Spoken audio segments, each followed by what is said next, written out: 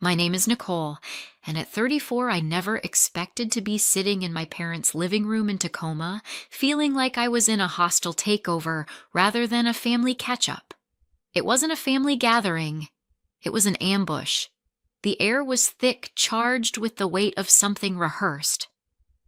Then my father dropped it casual as if he were commenting on the weather. "We used what your grandmother left you to cover your brother's debts." The words landed like a sentence being passed. Years of watching their favoritism had taught me how to keep my face calm, but inside the map of their scheme lit up in perfect detail. They thought I'd stay quiet. What they didn't know was that I had already locked down that inheritance, and with one move they'd walked straight into their own trap. Before I get to my story, I want to know what time and what city you are listening in.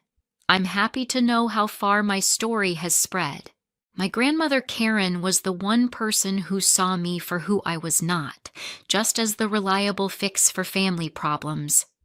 She wasn't just family, she was my guide, the voice that cut through the noise of my parents' endless excuses for my brother. From my earliest memories in Spokane, where we'd hike the trails near the mountains, Karen made every outing a lesson in self-reliance. While other kids played games, I sat with her on a bench overlooking the river listening as she broke down life's basics with simple stories from her own tough upbringing during the Depression era. She'd pull out a sandwich from her bag and divide it carefully. "This part is for needs. Nicole, this covers food and shelter. This slice is for saving building for the future, and this small bit, that's for wants, but only after the rest is secure."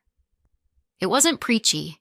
It was practical, the kind of wisdom that stuck because she lived it. By age 8, I was tracking my allowance in a notebook she gave me, dividing it just like that sandwich. Karen never pushed, just asked questions that made me think like, what happens if you spend it all now? Those talks built my foundation, turning me into someone who planned ahead while my family chased the moment. My brother Justin, 3 years younger, approached life like it owed him a shortcut. He'd blow through his pocket money on video games or snacks before the weekend even started, then flash that grin at our parents until they caved. It wasn't occasional, it was routine. Our parents, Dad Robert and Mom Donna, enabled it every time. If Justin forgot to save for a school field trip to the Seattle Aquarium, they'd pull from their wallet without a second thought. But when I needed something, it was always, "Earn it yourself, Nicole. You're the responsible one." The contrast defined us. At 14, I started babysitting neighbors in Tacoma to build my savings, reviewing my earnings with Karen during our weekend visits. She'd nod approvingly, saying, "You're planting seeds for a strong tree." Justin, meanwhile, got handed extras for potential he never quite chased. One incident burned into me. I was 16, saving for months to buy a used bike for commuting to my part-time job at a local coffee shop. The day I hit my goal, Justin wrecked his skateboard trying some stunt in the driveway, damaging the neighbor's fence. Instead of making him fix it, my parents dipped into my bike fund, promising, "We'll pay you back soon, family comes first." They never did. I picked up extra shifts to make up the difference biking miles on an old clunker until I could afford better. Karen heard about it later and pulled me aside during a hike. "Don't let their choices define yours. Protect what you build." That pattern didn't fade as we grew older. I left for college in Seattle on a scholarship, working nights at a bookstore to cover the gaps. Justin picked an expensive art school in Portland, flunked classes, and got rescued each semester by our parents wiring money. I'd visit home every few months, driving the rainy highways from Seattle to Tacoma, sitting through dinners where they'd rave about Justin's creative ventures, even as they failed one after another. I'd bite my tongue when they asked me to review his latest business plan, knowing it was code for bailing him out again. Karen remained my anchor. During her visits to my small apartment in Seattle, we'd talk over coffee and she'd spot the strain. Family ties are strong, but they can strangle if you let them, she'd say, encouraging me to draw lines without guilt. When she got diagnosed with late-stage cancer in early 2024, it shattered me. I took leave from work to drive down weekly handling her appointments and late-night talks about her life. Justin showed up sporadically twice in those final months, each time pitching some art project that needed seed funding. Karen refused gently, but I saw the disappointment in her eyes. She confided in me during one quiet afternoon in her Spokane home surrounded by old photos of the mountains. "I've watched how they treat you two. It's not fair, and I won't let my hard work feed that cycle." The grief after her passing hit hard waves of it crashing during everyday moments, like spotting her favorite tea at the grocery store in Seattle. Karen had hinted she'd left me something substantial, her property and savings from years of careful investing, but we never dwelled on details. Our bond was about the lessons, not the money. By then, I'd built a solid career advising clients on financial plans, owning a modest condo overlooking Puget Sound, with savings that let me travel occasionally. I wasn't wealthy, but stable, something Karen would have been proud of. 3 weeks after the funeral, Dad's text came. "Family meeting Friday at 6. Urgent matters." The tone was off too formal for our usual chaotic barbecues or holiday calls. Driving the 2 hours from Seattle to Tacoma that evening, rain pounding the windshield, I replayed memories of Karen's warnings. Justin's car was already there, a flashy SUV that screamed expense, despite his constant struggles. Mom opened the door with a forced smile, her hug quick and tense. "Come in, honey. Everyone's waiting." Dad sat rigid in his armchair, no usual warmth, while Justin scrolled his phone, barely glancing up. The setup felt staged like a boardroom takedown.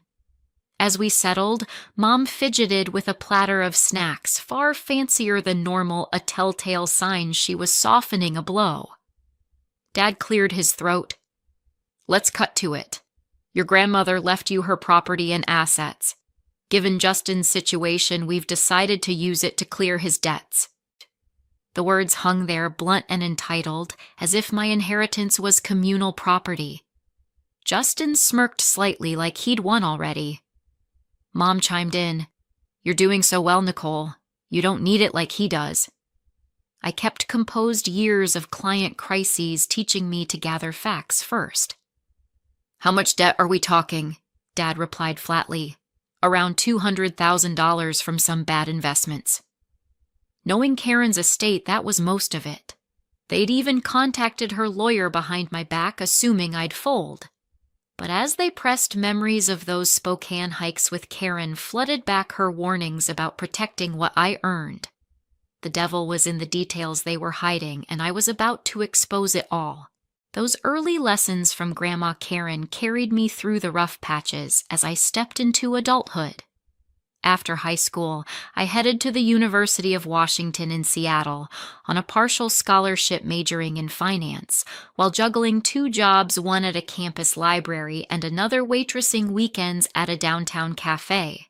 The late nights studying and early shifts built my discipline, but they also highlighted the gap with Justin. He chose a private college in Olympia for graphic design, partying through semesters and racking up incompletes.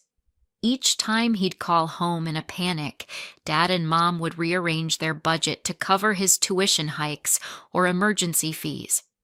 I'd hear about it during my monthly drives back to Tacoma, pulling into the driveway exhausted only to sit through updates on Justin's promising portfolio that never materialized.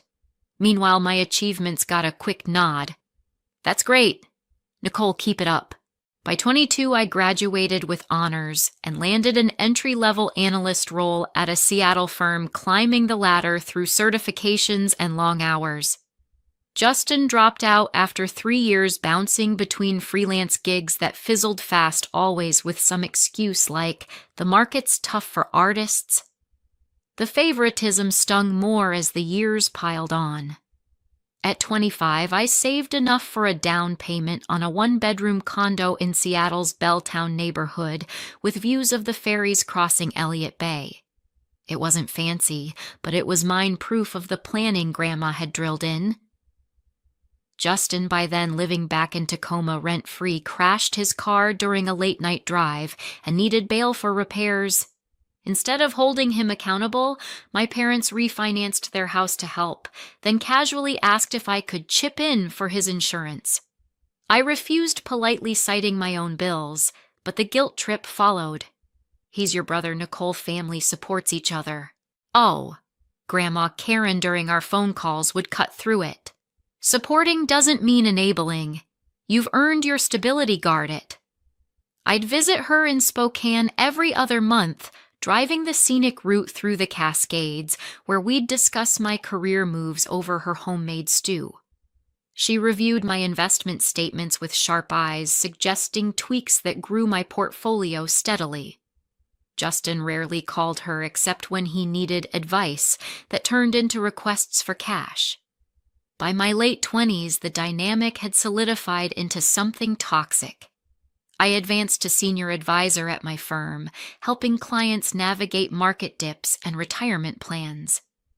Justin launched a string of failed ventures, a graphic design startup that tanked due to poor management, then a photography side hustle buried in equipment costs he couldn't repay. Each flop brought calls from Mom. "He's going through a rough patch. Could you look at his resume?" I'd do it once or twice, but the pattern wore thin. Grandma saw it all. "Your parents mean well, but they're blind to how it drains you," she'd say during our walks along the Spokane River. When her health declined in spring 2024, starting with fatigue that tests revealed as stage 4 lung cancer, everything shifted. I rearranged my schedule to drive out weekly, coordinating her chemo sessions and stocking her fridge with easy meals. The 6 months that followed blurred into hospital waits and quiet evenings reading her favorite mystery novels aloud. Justin visited 3 times, each brief ending with pitches for investment in his next idea, like a digital art gallery app. Grandma turned him down firmly. "Use what you have first, Justin." But privately to me, as we sat on her porch, watching the sunset over the hills, she'd whisper concerns. "I worry what happens after I'm gone. They've always favored him, and it'll fall on you." In those final weeks, as her strength faded, Grandma pulled me close during a hospital stay. "Nicole, call Anthony Ford, my lawyer. His number's in my address book." I dialed right there, putting him on speaker. "Karen, how are you holding up?" he asked warmly. "Like I'm fading, Anthony, but my mind's sharp. I need changes to my estate with Nicole here as witness." I was stunned. We'd never discussed her will in detail. Anthony, professional yet kind, greeted me. "Your grandmother speaks highly of you. Sorry it's under these circumstances." Grandma got straight to business. "Transfer everything the house investment savings into an irrevocable trust for Nicole alone. I don't trust Robert and Donna to honor my wishes." The bluntness hit hard. "Grandma, Dad, and Mom wouldn't—" She squeezed my hand. "I love them, but I know their blind spot for Justin. They've asked me for money to bail him out for years. This protects what I've built." Anthony confirmed, "We can set it up quickly with provisions to avoid challenges." Over the next days, as Grandma rested between treatments, I worked with him via calls and visits to her Spokane home. We moved her assets valued around $200,000 in property and cash into the trust designed with strict terms for my housing, education if needed, and future security, but no loans to family without Anthony's approval as co-trustee. The secrecy weighed on me at first, but Grandma shared stories during our talks, like Dad pressing her for funds after Justin's first business flop, or Mom guilting her over holiday dinners. "If Justin truly changes, you can decide wisely," she said.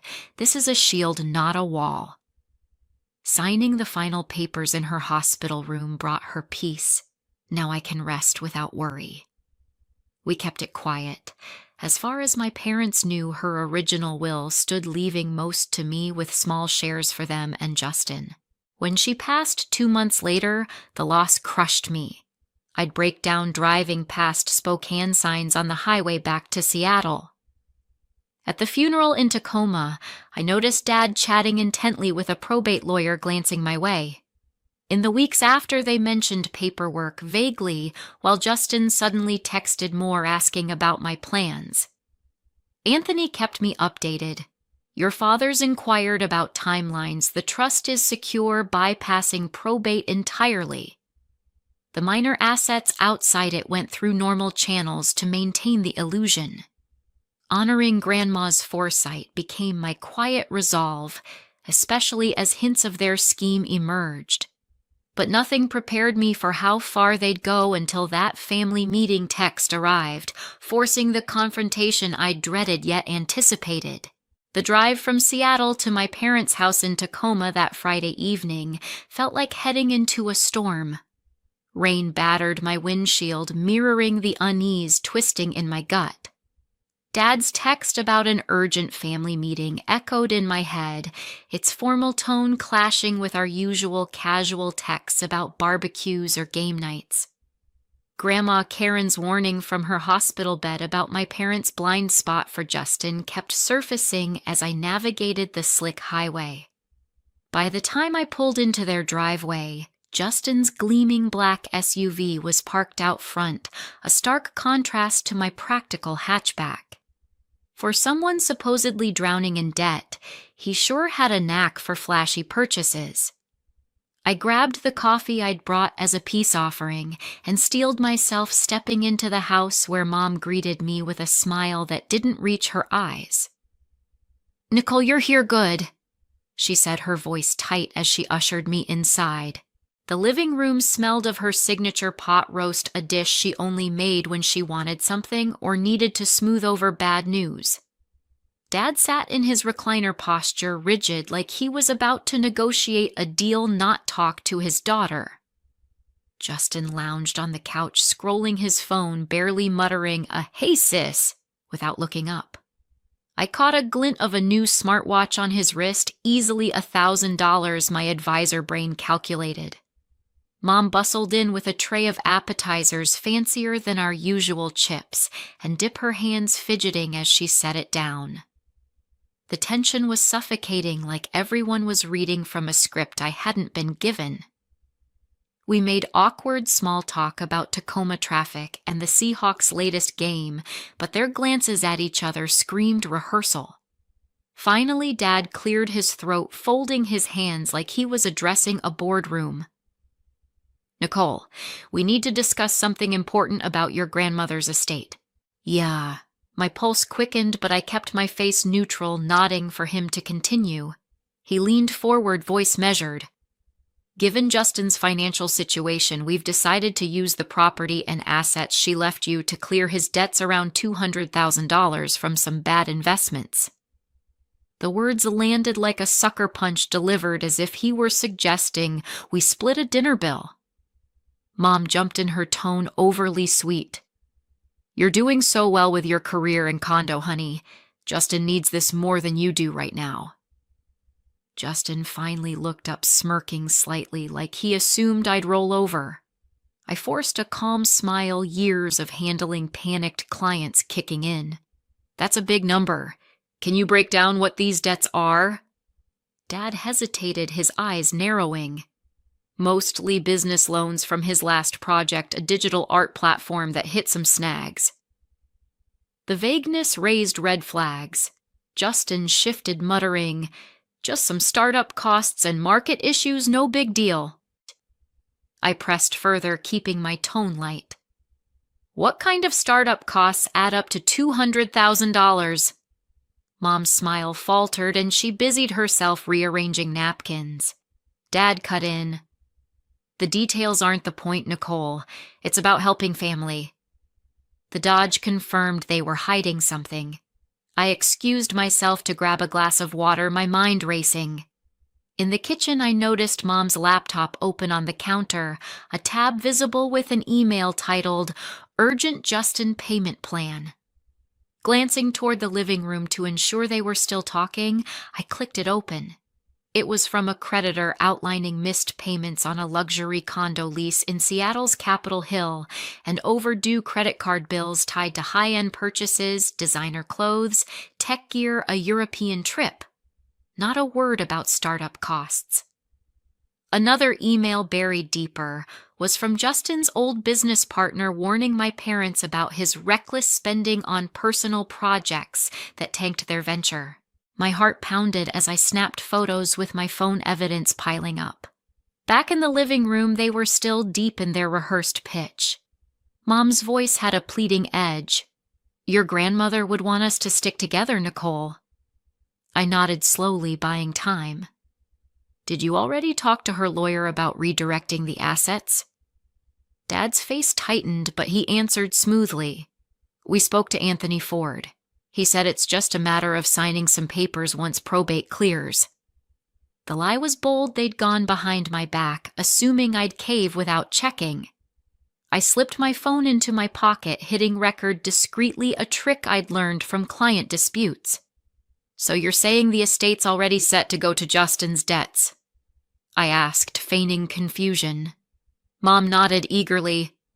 "Exactly, honey, it's the right thing for family." Justin leaned forward, impatient. "Look, sis, I just need a clean slate to get back on track. You don't know how stressful this has been." His tone dripped with entitlement, no hint of remorse.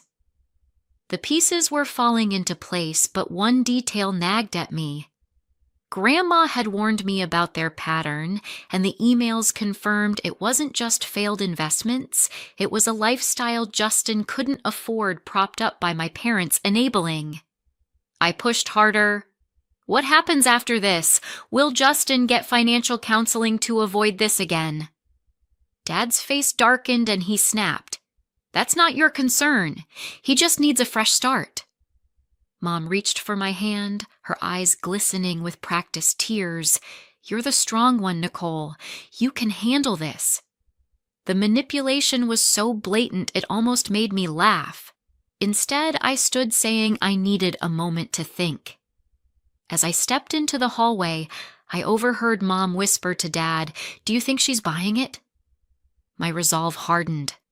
Grandma's lessons about protecting what I built were about to face their biggest test. I wasn't just walking away from this ambush, I was preparing to turn their plan upside down, and they had no idea what was coming. I stood in the hallway, my heart pounding as Mom's whispered question, "Do you think she's buying it?" echoed in my ears. The audacity of their plan laid bare by the emails I'd just seen fueled a fire I hadn't felt before. Grandma Karen's voice rang in my head. "Protect what you build." I slid my phone back out, ensuring the recording was still running, and returned to the living room. My parents and Justin sat in their staged positions, Dad in his recliner like a judge, Mom perched nervously on the couch, Justin still glued to his phone, oblivious to the storm about to hit. I took my seat, keeping my expression neutral, a skill honed from years of calming clients during market crashes. "Okay," I said slowly, as if considering their pitch. "I want to understand this better. You're saying you've already decided to use Grandma's assets for Justin's debts?" Dad nodded, his tone patronizing, like he was explaining taxes to a teenager. "It's the practical choice, Nicole. Family helps family, and Justin's in a tight spot." Mom leaned in, her voice soft but calculated. "You've always been the strong one, honey. This is just what we do for each other." Justin finally looked up, his smirk gone, replaced by a practiced look of distress. "It's been rough, sis. I just need this one break to get back on my feet." I almost laughed at the performance, knowing his rough life included a luxury condo and a European trip. Instead, I tilted my head, playing along. "So Anthony Ford said it's just paperwork. Did he mention any details about the estate?" Dad's eyes flickered with unease, but he recovered quickly. He said it straightforward. Sign a few forms and the assets go to Justin's creditors when probate clears. Their confidence was their mistake. I leaned back, crossing my arms. That's interesting because I spoke to Anthony Ford myself before Grandma passed. The room froze. Mom's hands stopped fidgeting and Justin's phone slipped slightly in his grip. Dad's jaw tightened, but he pushed forward. Whatever she told you, the will's clear. We're the executors, and we've made the call. I let the silence stretch, then reached into my purse and pulled out the folded letter Grandma had given me in the hospital, its edges worn from rereading. Grandma left me this, I said, holding it up but not handing it over. She warned me you'd try to redirect her estate to Justin. That's why she moved everything her house investment savings into an irrevocable trust 6 months before she died. It's all locked down with me as the sole beneficiary. 0 access for anyone else. Justin's face twisted, his voice rising. That's ridiculous. Grandma had money, her house in Spokane, her accounts. You're making this up. Mom's eyes widened, her voice trembling. Nicole, what are you saying? There's no trust. She wouldn't do that to us. Dad stood, his tone sharp. If you're playing games, stop it now. Your brother needs this and we're not negotiating. I stayed calm, slipping the letter back into my purse. I'm not negotiating either. I'm telling you the truth. The will you're banking on is an empty shell. Anthony Ford set up the trust to protect Grandma's assets from exactly this your plan to funnel them to Justin's bad investments. I tapped my phone lightly, the recording still capturing every word. Oh, and Washington's a one-party consent state. I've recorded this entire conversation, your casual decision to misuse my inheritance. Justin's debts from luxury purchases, not startups, and your talks with Anthony behind my back. The air shifted like a guillotine had dropped. Mom gasped, her hand flying to her mouth. Justin jumped up red-faced, pointing at me. You're recording us. You sneaky, how dare you, Dad's voice cut through low and dangerous. Give me that phone, Nicole. I stepped back unshaken. It's already backed up to the cloud, Dad. Anthony has access, and so does my attorney friend in Seattle. Try anything and it's public. Mom's tears started, but they felt staged, more frustrated than sincere.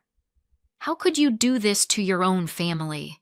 We're just trying to help your brother. The hypocrisy hit like a wave. Help him by taking what's mine.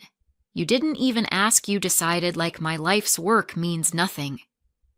Justin scoffed, pacing now. You think you're so perfect with your fancy job and condo.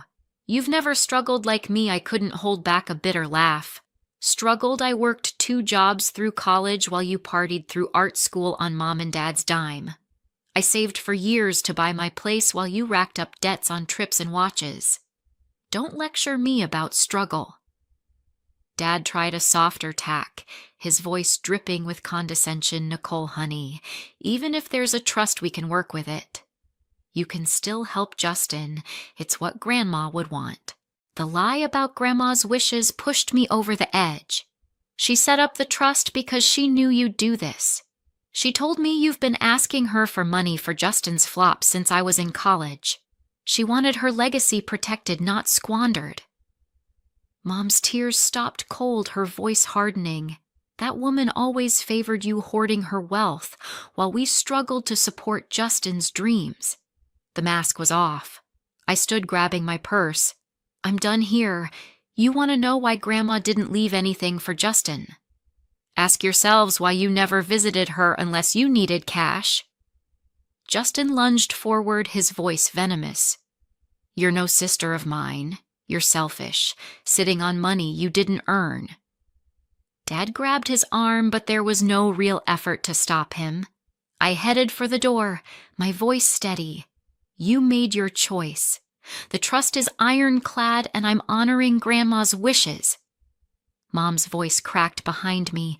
Nicole, don't leave like this. But I kept walking, the weight of their betrayal heavy, but not crushing. As I reached my car, Dad made one last attempt, calling out, "We're not done here." I didn't turn back, but my hand shook as I unlocked the door. Their plan had unraveled, and so had any illusion of family loyalty.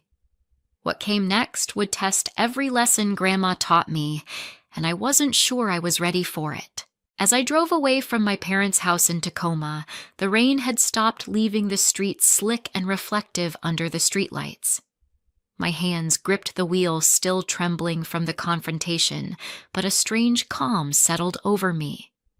The weight of their betrayal, Dad's demands, Mom's crocodile tears, Justin's venomous outburst pressed hard, yet it didn't break me. Grandma Karen's lessons etched deep from those Spokane hikes held me steady. Protect what you build. I merged onto the highway toward Seattle, the city's skyline faint in the distance, and realized I wasn't just leaving their house, I was shedding the version of family they'd forced on me. That night alone in my condo, I replayed the recording, every word a confirmation of their scheme to misuse my inheritance. I forwarded it to Anthony Ford, who assured me the trust was untouchable. They'd waste years and thousands fighting it, let them try. His confidence anchored me, but the silence from my phone in the days that followed felt heavier than I'd expected. 2 weeks later, Mom sent a text, "Nicole, your brother's struggling. Can we talk?" No apology, just another plea. I didn't respond. Dad followed up days later. "This isn't over. We're still family." The words stung, but they lacked sincerity, echoing the same manipulation from the meeting. I blocked their numbers temporarily, needing space to process. The loneliness hit hardest in quiet moments, cooking dinner, passing the diner near my office, where I'd once shared coffee with Grandma. I questioned if I'd been too harsh, if there was a way to keep ties without sacrificing myself. But each doubt brought back her voice. Family ties can strangle if you let them. I leaned on therapy sessions with Dr. Victoria, who'd helped me navigate stress before.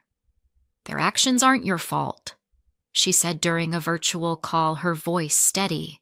"You're not abandoning them, you're choosing your peace." Her words cut through the guilt, reminding me that love doesn't mean enabling. 3 months after the confrontation, I got an unexpected call from my cousin Danielle, who'd heard whispers about the fallout through family gossip. We met at a cafe in Seattle's Fremont neighborhood, the smell of espresso grounding our conversation. She shared her own story years ago. My parents had borrowed $5,000 from her for Justin's art school expenses, never repaid. "They guilted me, saying it was for family," she said, stirring her coffee.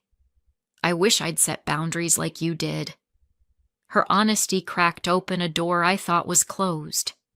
I told her about the trust, the meeting, the recording, everything. Her eyes widened, but she nodded. Grandma Karen always saw through their favoritism. "She'd be proud of you." That connection, raw and real, started to fill the void left by my immediate family. Danielle wasn't alone. My Aunt Margaret, Dad's sister, reached out after hearing from Danielle. Over a call, she admitted my parents had pressured her for money years back for Justin's first failed venture. "I cut contact when they wouldn't stop," she said. "You're not the bad guy here." These talks rebuilt a sense of family, not by blood, but by mutual respect. By month 6, the messages from my parents resumed, this time through email, since I'd blocked their phones. Mom's tone was desperate. "Justin's in a bad spot again, new debts from his latest project. Can't you help?" Dad's email was sterner. "We're your family, Nicole. That trust has more than enough." The same script, no remorse. I sat at my desk, staring at the words, and felt the last thread of hope snap. I replied once, cold and final, "I'm not funding Justin's choices. Please stop asking." Then I blocked their emails, severing the tie for good. The decision wasn't easy. Nights of doubt followed, wondering if I'd regret it. But Dr. Victoria's advice echoed. "You can't change their patterns, only your response." Cutting them off wasn't punishment, it was survival. I poured my energy into something Grandma would have loved. Using a portion of the trust I founded the Karen Financial Empowerment Fund, a nonprofit teaching young adults in Seattle about budgeting, saving, and spotting financial manipulation. I built workshops blending practical tips like dividing income like Grandma's sandwiches with emotional tools to set boundaries drawing from my own scars. Watching students light up as they opened their first savings accounts or said no to toxic requests felt like channeling her spirit. A year after that Tacoma showdown, I stood in my condo watching ferries glide across Puget Sound and realized I'd found peace. The trust secured my future housing retirement, even a dream trip to Europe I'd planned with Grandma's encouragement. But more than money, it gave me freedom from a cycle that could have drained me dry. I learned family isn't defined by who shares your blood, but by who respects your worth. Grandma taught me that, and I live it every day. To anyone watching who's tangled in similar family pressures, know this setting boundaries isn't selfish, it's strength. Financial manipulation is real, and it often hides behind family loyalty. Look for the signs, guilt trips, favoritism demands without discussion. Protect your peace even if it means walking away. That's what I did, and it's why I'm standing here whole and unapologetic. I've shared my story to honor Grandma Karen and to warn others that love doesn't mean giving up everything. It's about balance, caring for others without losing yourself. My journey showed me that true family lifts you up, not pulls you down. If you've faced something like this, what helped you hold your ground? Share below. I'm reading every comment.